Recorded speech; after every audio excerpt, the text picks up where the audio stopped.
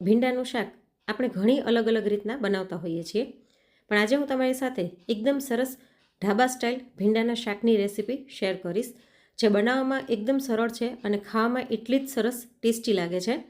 હર વખતે એકને એક રીતે શાક વઘારીએ એના કરતાં કંઈક અલગ અલગ રીતના વઘારીએ ને તો ખાવામાં બધાને મજા આવતી હોય છે.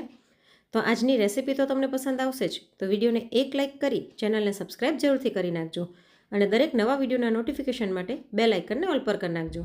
તો ચલો રેસીપીની શરૂઆત કરી દઈએ. સૌથી પહેલાં ઇન્ગ્રેડિયન્ટ્સ જોઈ લઈએ. અહીં મેં 250 ગ્રામ ભીંડાને ધોઈ લૂછી અને આવી રીતના મોટા ટુકડામાં સુધારી લીધા છે.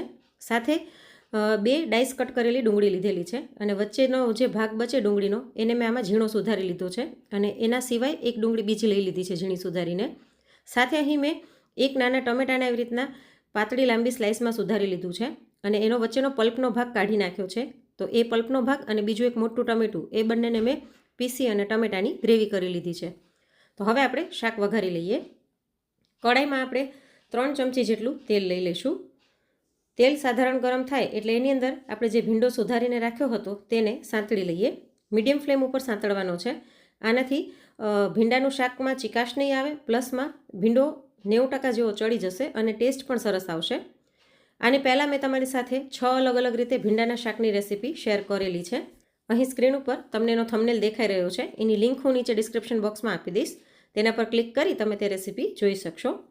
તો ભીંડો સંતળાઈ ગયો છે અને આપણે કાઢી લઈએ. અને હવે આ જ તેલમાં ડાઈસ કટ કરેલી જે ડુંગળી હતી તેને આપણે સાધારણ સાંતળી લઈશું. ડુંગળીનો કલર સાધારણ ચેન્જ થાય અને તેની કચાશ દૂર થાય ત્યાં સુધી આપણે સાંતળીશું. ડુંગળીને એકદમ નથી ચડવા દેવાની, સાધારણ ક્રિસ્પી રાખવાની છે. તો આપણી ડુંગળી પણ કલર બદલાઈ ગયો છે એને આપણે કાઢી લઈએ. અને હવે આ જ તેલની અંદર આપણે શાક વઘારી લઈશું. ભીંડા સાથે જ આપણે ડુંગળીને કાઢી લેવાની છે. તો શાક વઘારવા માટે 1 ચમચી જેટલું જીરું નાખી દઈએ અને સાથે 2 સૂકા લાલ મરચાં નાખી જીરું સરસ ફૂટી જાય એટલે ઝીણી સુધારેલી જે ડુંગળી હતી તે આની અંદર એડ કરી દઈશું.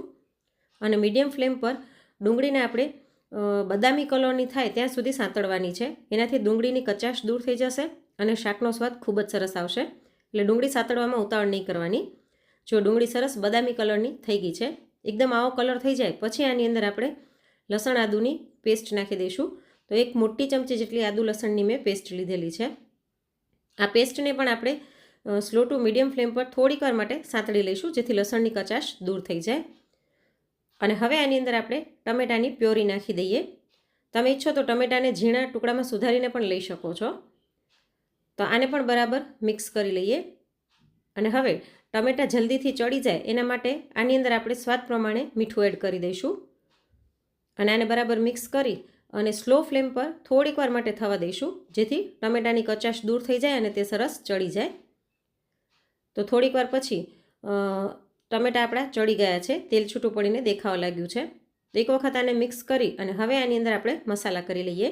અડધી ચમચી હળદર, 1 ચમચી લાલ મરચું પાવડર, 1 ચમચી ધાણા જીરું પાવડર નાખી બરાબર મિક્સ કરી લઈશું. એકદમ સામાન્ય મસાલા જ છે, આમાં કંઈ નવું નથી, પણ છતાં શાક ખાવામાં ખૂબ જ ટેસ્ટી લાગે છે. તો મસાલાને પણ આપણે થોડીક વાર માટે સાંતળી લઈશું. અને હવે આપણે જે ભીંડા અને ડુંગળીને સાંતળીને રાખ્યા હતા તે આની અંદર એડ કરી દઈએ.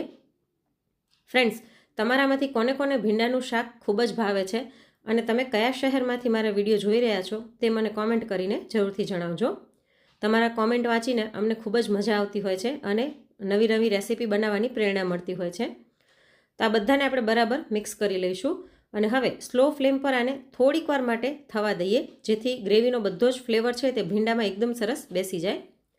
તો લગભગ 2 થી 3 મિનિટ પછી આપણે આની અંદર જે લાંબી સ્લાઇસ સુધારીને ટમેટા રાખ્યા હતા તે નાખી દઈશું.